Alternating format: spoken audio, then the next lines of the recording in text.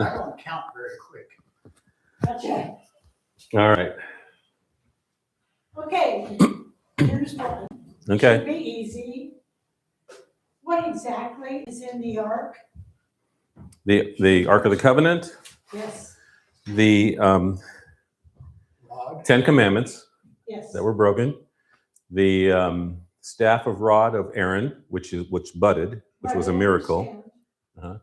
and a bowl of the manna. As I was going through, and it was talking about Moses when they were getting ready to consecrate the tabernacle, Mm-hmm. God says to Moses, put the tablets into the ark. And I did not see that said anywhere else. Yeah. I mean, I heard, from old wives' tale kinds of stuff about the rod and about the manna, but I didn't see it in our revival. Yeah, it's actually in there a couple of times. It references it, Okay. but it doesn't really. It only says it one time where he says, put this in the ark, but then it references it later on and says, inside the Ark of the Covenant where the tablets are, and this is, and that is, and stuff like that. I'll just look more critically for that as it comes up in the scripture. Okay. Okay. One of the things also on the day when they were consecrating the tabernacle, this is just an aside that I just found it interesting is Moses had spent all of this time with God, speaking with God, getting all of the everything.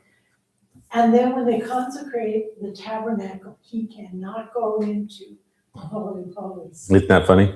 Yes, and then it was like, it just kind of pulled at my heart, like here it is, you've had this bond, this father-son kind of bond, and then it's cut off. Although it's not, I understand, but it was like he's cut off.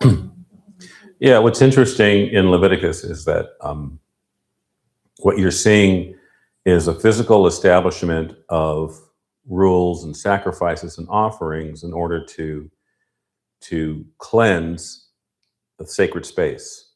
In other words, Right. and that's the whole purpose of it. And so by the time you get to Leviticus 16, that is the reset button for the nation of Israel.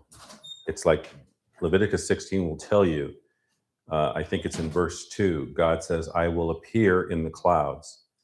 And that in the cloud above the ark. That word appear is the Hebrew word kaha, which is used all throughout Genesis when the Lord appears to Abraham. It's used in Exodus of the angel of the Lord when he physically appears. And it means a physical appearance. It means you're going to see him. He's going to appear in human form. And it says all over the place that, God, he sits on his throne, on his mercy seat, and the Ark of the Covenant is his footstool.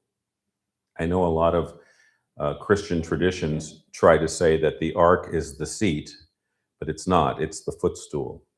So when Aaron goes in there once a year, and that's what God was real specific about, you can only come in once a year. That's why Nadab and Abihu were killed, was because they went in on their own. It's like, well, let's go in there. We'll take a fire in there. And that's why it was a strange fire. Not that the fire was strange, it's just their motive was strange. And God made it clear, don't come in here unless I tell you to. And it's only once a year. And you got to make sure that you're clean when you do. Because if you don't, you're going to contaminate everything. And that's the whole purpose. Isn't that one reason for the bells on On the tassels? And tassels was also to let them know, hey, I'm coming. I'm entering. Don't. And later on, when the second temple is built, the high priest, since the Ark of the Covenant was no longer there during the second temple time period, they used to have to tie a rope around his ankle so that if he went in unclean, he would die and they'd have to pull him out. So on this kind of thing, can you talk just a little bit about the hierarchy of the different jobs and, you know, what the high priest does, what he does, and of course, there are other people. It just escapes me. The one that was, spoke down, that was John the Baptist's father, Mhm. and he went in and he had temple duties, and what did that entail, and Well, and flesh that out. keep in mind the second temple, the temple of the time of Jesus, the ark wasn't in there. The presence of God wasn't there. Yeah, nothing was in there. It was empty.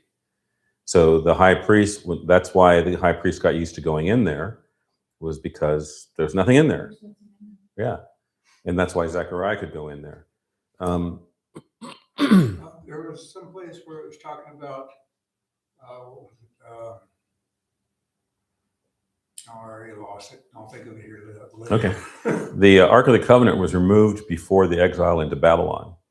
And it's thought that and believed that Jeremiah was the one who took it and hid it somewhere in a cave so that it wouldn't get looted, because everything else got looted. And all the stuff that the tabernacle, which was being stored in the storehouses on the side of the temple, they got looted. All that stuff got looted. Everything that had gold on it got taken. Didn't it go to Babylon? Yeah, it all got taken, and even the furniture, the candlestick, the lampstand, all that stuff got taken. But the only thing that didn't get taken was the ark, because The Jeremiah guy hid it. that the mule spoke to, he wasn't Israeli, was he? Who? The guy that mule spoke to when he was going, Oh, Balaam? the angel, Yeah. No. because he said, well, let me speak to God, because somebody wanted him to go fight Israelis because they're all coming. Yeah, that's a different subject. We haven't gotten there yet. Oh, anyhow, I was real, before I lose it, because I won't remember later. I It said understand. that he wanted to go pray to God to find out if he should even, Yeah. side with him or not, and God told him no. So it wasn't, God was speaking to more than just the Jewish people. Yeah. All the time. Yeah. Because that guy definitely knew God, and he definitely listened to him. Sometimes he didn't pay close enough attention because that angel was waiting for him, but Right. the mule stopped him, and then he realized what was going on. But, You'll remember when we get to that point. you think? Yeah. I thought it was interesting how Aaron had to be almost a doctor to diagnose all the skin diseases and everything else. Yeah. And the fact that the hair turned white. Yeah. If it turned The white, leprosy, I thought that was an interesting. So the high priest is in forms of hierarchy. Yeah. To get back to your question, yes. is you had the high priest, then you had the Levitical priesthood. And the Levitical priesthood was in charge of the daily maintenance, everything else, and getting the sacrifices ready and all this other stuff. Only the high priest was allowed to take the overall sacrifice, the atonement sacrifice for the nation, into the Holy of Holies. He was the only one. And that was only once a year. Once a year. And God was real specific about that. He said, you can only come in once a year. And when you come in, it has to be only you. And so when Aaron would die, someone else, whoever becomes the high priest, would then take over that duty. And so that's why in the New Testament, it talks about Jesus being our high priest. So yeah, it's kind of like, and that's where the tithe came in, giving the tithe to the Levitical priesthood. That was their payment that was due them, a tax that was put on the people, given to the priesthood for their sustenance, and that ended when the priesthood ended. So. One of the things, and again, it's just, I just don't know the answer. It's like, I'm sure there's a purpose here. It talks about that they can't eat fat. Levites can't eat fat. It was Leviticus 3:17. Yeah. So, and that's Leviticus 3 is about the peace offering. Yes. And the fellowship yes. offering. So that symbolizes the fellowship and the intimacy and for reconciliation, it was the priest would share the meats, and if you notice, it's meats and grains. Yes. And didn't they get olive oil occasionally? Yeah, they would mix the olive oil in with the flour, and then they'd have to burn it. Yes. And whatever the priest didn't finish eating, they would burn. And I'm sure that fire was raging hot, and I'm sure that it destroyed everything, because I don't think there were any remnants left. And I think the fire came from the Lord, because there's actually a verse in there somewhere in the beginning that talks about the fire of the Lord coming out of the cloud and consuming everything. And I think that's what happens. And the reason why I think they didn't eat the fat was because they weren't allowed to. The fat, if you ever smelled fat when it's cooking, it smells really good. Yes, this one, yeah. Yeah. So, but I'm not sure why they couldn't eat the fat, other than the fact that it could have been contaminated. That's why everything has to be drained of blood, and that's why all the Part of the has things to be that they clean. did was just a separation, so they were different than other folks. They don't eat this, don't do everything. They separated. That's what made them separate. Right. So much that it was just the fact that you're supposed to, and God tells you to, so you're supposed to. And keep in mind, they were in Egypt for how long? 500 years. They were slaves for 70 years, but they were in Egypt 430 I thought years. it says something about, several times it mentioned that their fathers and that there sound like there were several generations of slaves. 430 years. No, they were in Egypt for 430 years. They lived among the Egyptians. They learned their ways. They had their gods, and they had everything else. This is why, and you're going to see this as we go through the Old Testament, you're going to see often lots of references. I am the Lord who took you out of the land of Egypt. Why? That's very significant. Egypt represents the land of corruption, the land of spiritual corruption. And so, because the Lord delivered them out of Egypt, they had generations in the wilderness that were still wanting to do that. Well, why not? Because that's why they built the golden calf, right? That's why they did all that stuff. And so God has to put down strict rules and ordinances for them to follow for discipline. And those who don't follow, well, they ended up dying anyway. Those with unbelief ended up being swallowed up by the earth. Those that rebelled, the rebellion of Korah. They're supposed to be separate. They're supposed to be apart. And they're supposed to believe in only Yahweh, the one true God. And so that's what they're supposed to do. And so this is what this is all about. This is leading up to it. And that's why I referenced Leviticus 16, which is the reset button for them. So when it's reset, God is showing them how to do all these things and perform all these sacrifices and offerings and everything else so they can be reset. Why do they need to be reset? Because they're gonna sin. They're gonna fall into sin, and it has to all get purified. In other words, all the impurities have to be taken out of sacred space. Wherever God is, that's sacred space. And there's Egypt always represented sin, and the fact that they were taken out of it, but they always seem to slip back into it or fall back into it. Which is the human condition. Yep. Human condition today. Haven't changed much. Okay, I have a question about offerings. I mean, it seems like they were slaughtering thousands and thousands of animals. I mean, just the way that it's presented, going up to your knees in blood. But they talk about different offerings. And this is my question is, it talks about different types of offerings. Mm-hmm. And I didn't know if there was a criteria for that, or whether the person just decides that's what they need to do. Because sometimes you're doing a sin offering, sometimes it's a peace offering. Right. Or a burnt offering. So is there a specific difference between those three different types? Yeah, so I printed this out for you. Okay. So I'm going to read from it so everybody benefits, and then you can have this when I'm done. All right. So the offerings in Leviticus chapters 1-7 represent a comprehensive system for maintaining a holy relationship between God and his people. Okay, that makes sense. Yes. Covering atonement, worship, and devotion. These sacrifices, burnt grain, peace, sin, and guilt, symbolize total surrender, gratitude, and the necessity of dealing with sin, acting as precursors to the ultimate sacrifice of Jesus. Everything points to Jesus. So a burnt offering symbolizes complete surrender and total dedication to God. Grain offering represents thanksgiving, worship, and acknowledgement of God's provision and his kingship. Peace offering symbolizes fellowship, intimacy, and reconciliation between God and the worshiper. Sin purification offering focuses on the cleansing from unintentional sins.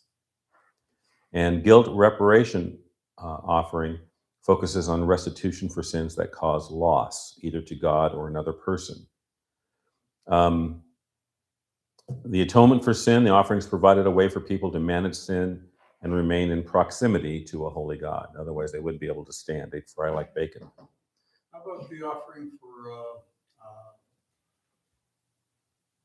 the person who finds out that they had leprosy and was cleansed? They were supposed to go make an offering. That's the sin purification offering. I just read that. Yeah, that's Leviticus 4. Leprosy. Yeah. Is that done every day? They can come and do that? No, I think they have to do it once a week, maybe if it happens once a week, or if you've got somebody. I mean, when I was reading through it, I can see clearly that God is saying, you're going to have this, you're going to have this, you're going to have this person or this animal born with a defect, you're going to have this happening over here. When you have that, this is what you do. So it's not to say that it happened every single day, or even every single week or month, but they were bound to run into it. And so he made the provision for them how to deal with it. So when he also said, I think it was yesterday's reading, that if an animal was offered that had defects, they would not be acceptable. I read that is our half-hearted. Yes. You aren't surrendering, Yes. which is the premise. And that's making payment instead of doing it wantingly. And keep in mind, all these offerings are type shadows that point to Jesus, to his sinless, perfect sacrifice. This is why what he did on the cross, the animal sacrifices were just a temporary thing. Right. It wasn't a permanent thing. Without the shedding of blood, there's no remission of sin. So God had to do it somehow. So he said, okay, bring this spotless animal and we'll do it this way until I can come over there and do it myself. In Psalms, it's kind of piggybacks on this. It would be Psalms 46 through 7, I believe. That's what I'm looking. Yes. It says, this is David, you take no delight in sacrifices or offerings. Yeah. Correct. Now you have made me. Now you have made me. Listen, I finally understand you don't require burnt offerings or sin offerings. Then I said, look, I have come as is written about me in the scriptures. What I thought was interesting is it's like David is talking, you take no delight in sacrifices, understanding that. And then in verse 7 it says, then I said, look, I have come as written about me in the scriptures. Right. So that is called a messianic psalm. David wrote a number of them, and he was speaking prophetically. The Lord was speaking through him. So basically, that's like Jesus saying, I'm coming in the book that is written of me. Because you don't delight in sacrifices and offerings. Right. You delight in a contrite heart, a broken and contrite heart. That's what the Lord delights in. That's all he wanted. Right. I don't think he wanted all this blood and animal and read that sweet savor like he really enjoyed it. That isn't what it means at all. That sweet savor, it just means satisfied. It's satisfied. It's satisfied, yeah. It doesn't mean, well, he's in, like it just said there, he didn't enjoy that. He didn't want that. Right. But it satisfied the payment.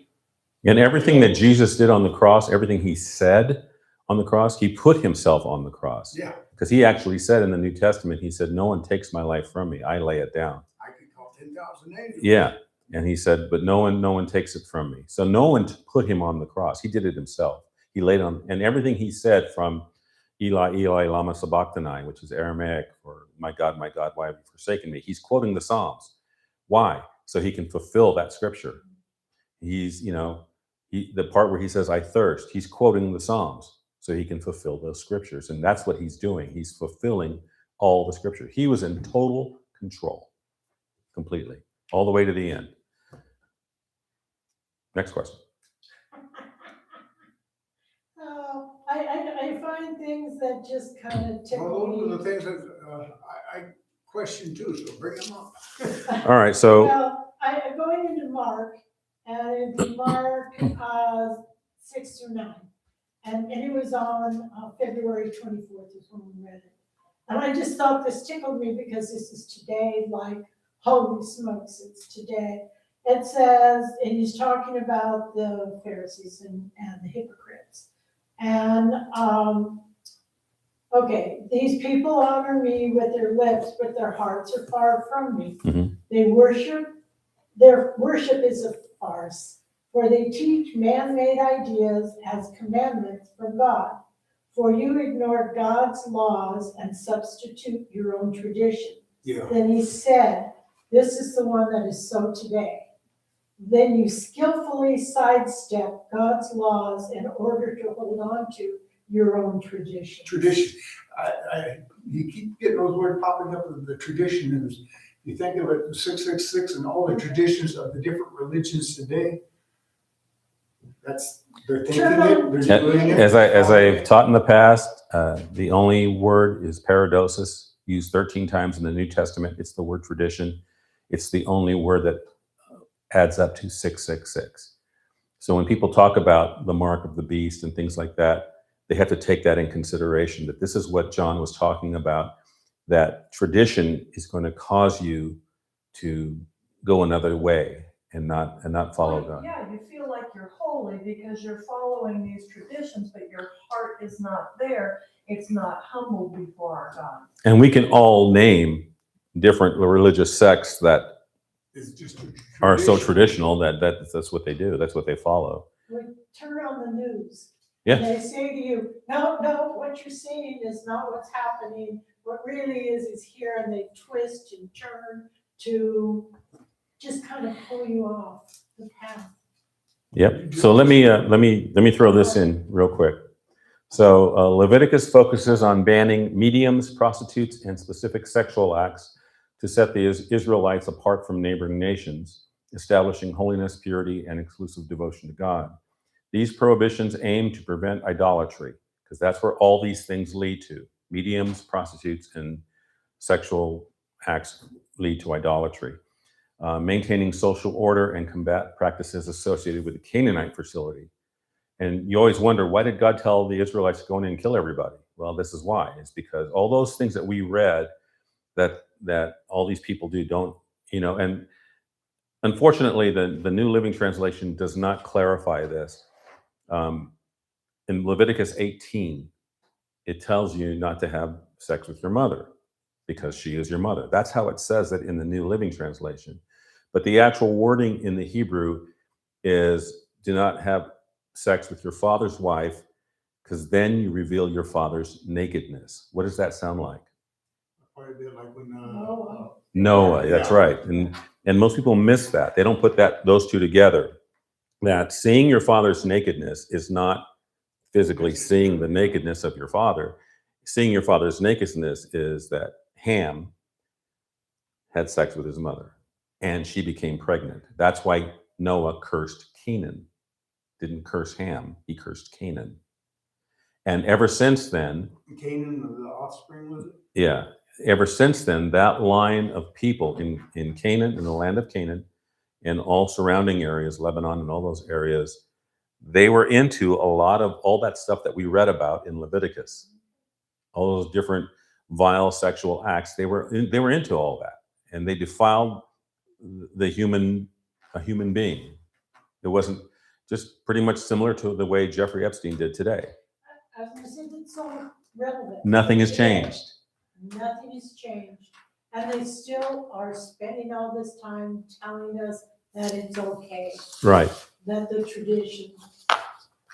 Speaking of Canaan, when God sent the Israelites into Canaan, and I didn't understand, he contaminated some houses in Canaan Yeah, with mold. yeah. Yeah. Yeah. Why? Yeah. Okay, I'm going to turn on the coffee real quick. So the reason why,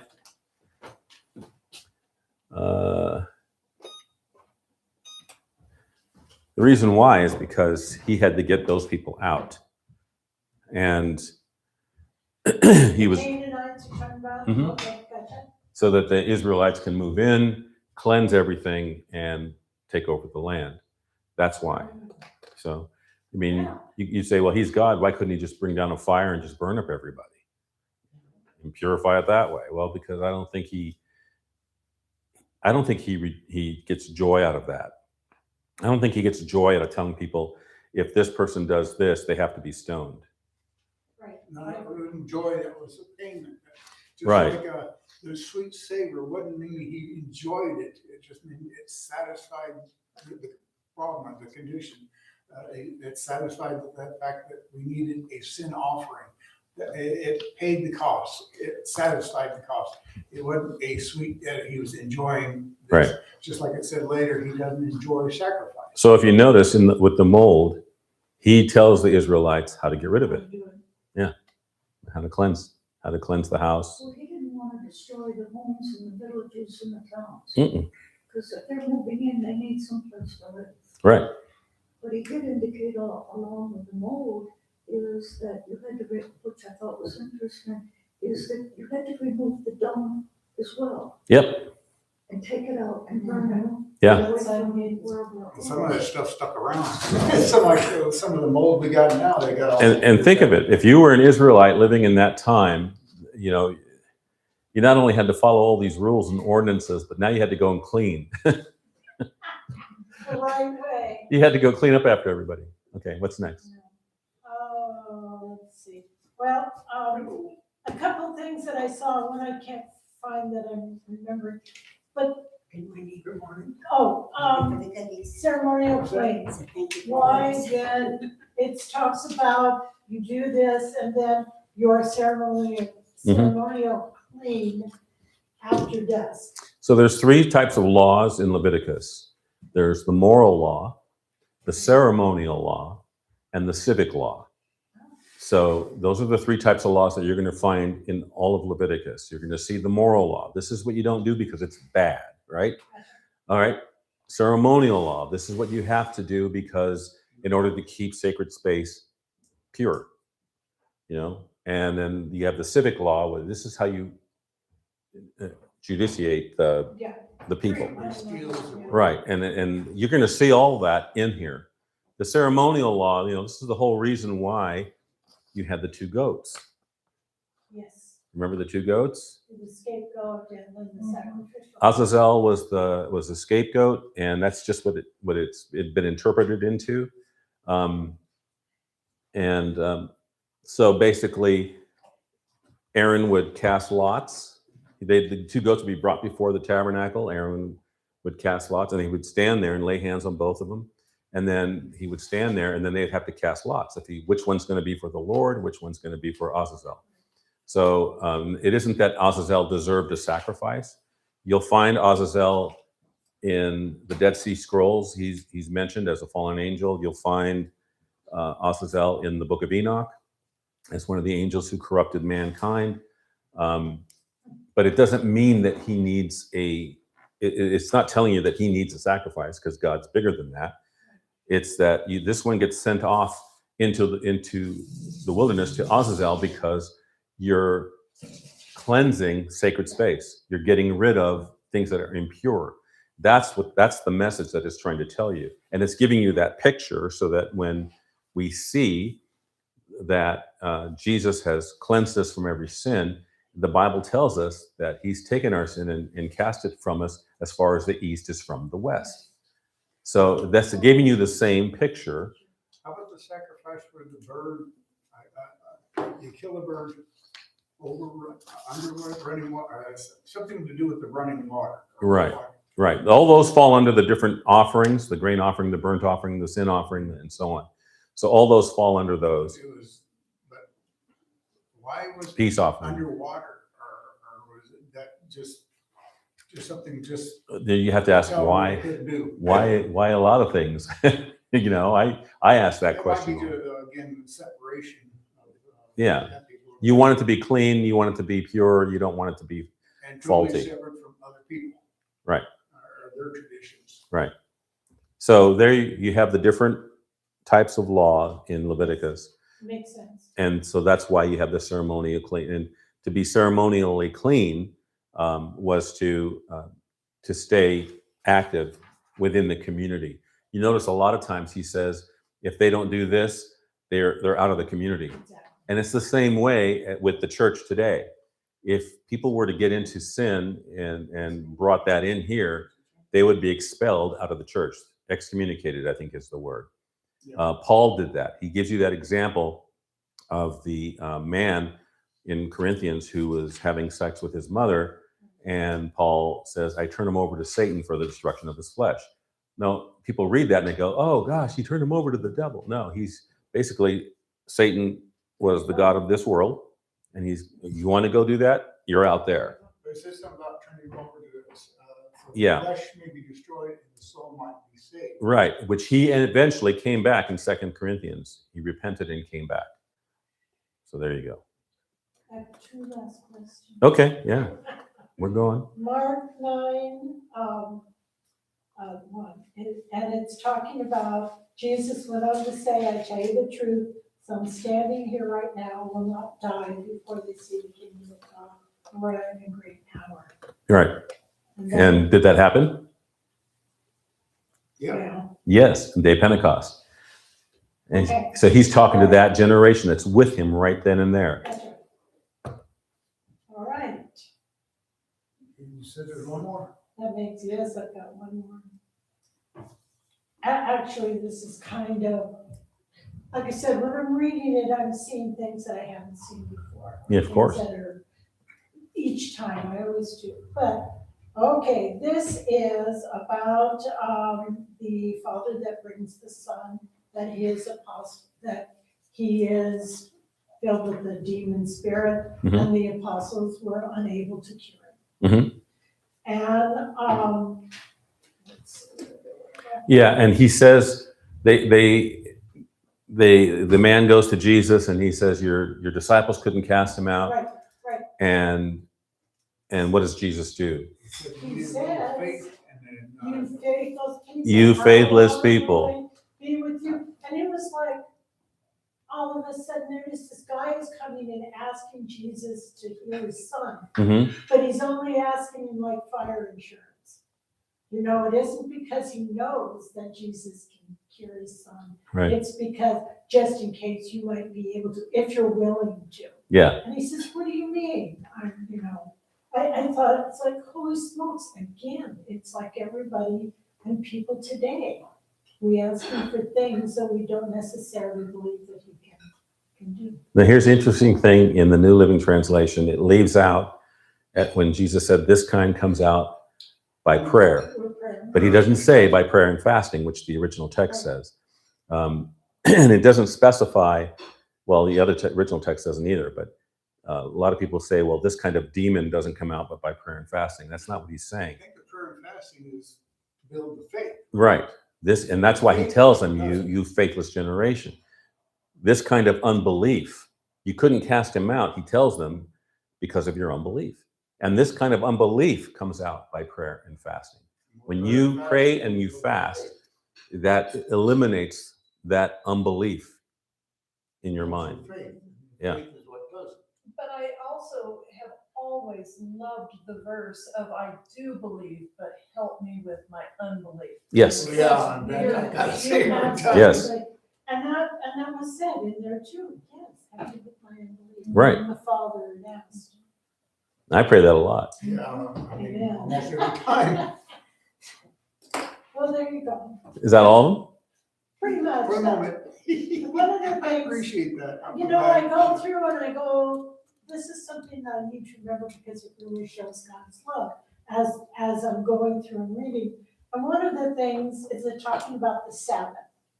And I thought that it was so telling that the Sabbath was designed to meet the needs of the people, not the people to meet the requirements. Jesus even it says that. Yes, He says the Sabbath was made for man, not man for the Sabbath. Oh, and And they that's- stoned the guy for picking up sticks. Yeah. Yeah. That was kind of. And people misinterpret what the Sabbath means. They say, well, it means to rest. Well, yeah, it does, kind of, but it also means to stop. Stop your work. Because God stopped his work on the seventh day, right? That means he wasn't doing anymore. It was all done. It was finished. He said, okay. He needed rest. He doesn't need rest. And here's the interesting thing is that Adam and Eve on that seventh day didn't enter into a rest, right? They still had to toil and work the land, right? So what is it saying? We enter into God's Sabbath, into God's rest. God's peace. And that is only found in Jesus Christ. And he delivers us from the works of the flesh. He delivers us from the works of our own soul and our own desires and things like that. And we can rest in that. And that's the important part of the Sabbath that we have to understand. Hello. You have religious groups that make it a tradition. Oh, well, it says that we have to obey the Sabbath. Well, no, we are obeying the Sabbath. We're in God's Sabbath. We're in his rest because we're in Christ. Christ is the fulfillment of God's rest. So as long as we stay in Christ, we're in his rest. We step out of that, we're out of his rest. Like I said, stepping back or going back to Egypt, trying to go back to the way it was. Yeah. We don't want to go back to the way it was. We want it all continue close, follow tight. And that's the whole point. That's the whole point of being in the wilderness. That's the whole point. The wilderness is always a place of learning, place of humility. And, it's one of those things where we have to go to a wilderness sometimes in our lives To learn. so that we can be humble and rely on God for all things. And when we do that, he answers and he's there and he shows up. Anybody else? All right, I'm going to stop the live stream. Good questions. Yeah. well, I had 2 weeks, so. Yeah. So, thank you, this will help. Yeah, and you can have this one too. Looking towards- Oh, This is why 30 pieces of silver. They like Oh, oh. Yeah. I got Our time is getting short. This is our last month. oh no, Oh, yeah. Oh, yes. I got 40 chickens, but 20 of them are eloping. We leave on the day after Easter Monday. And I don't like the idea. Yeah, I don't either. I mean, just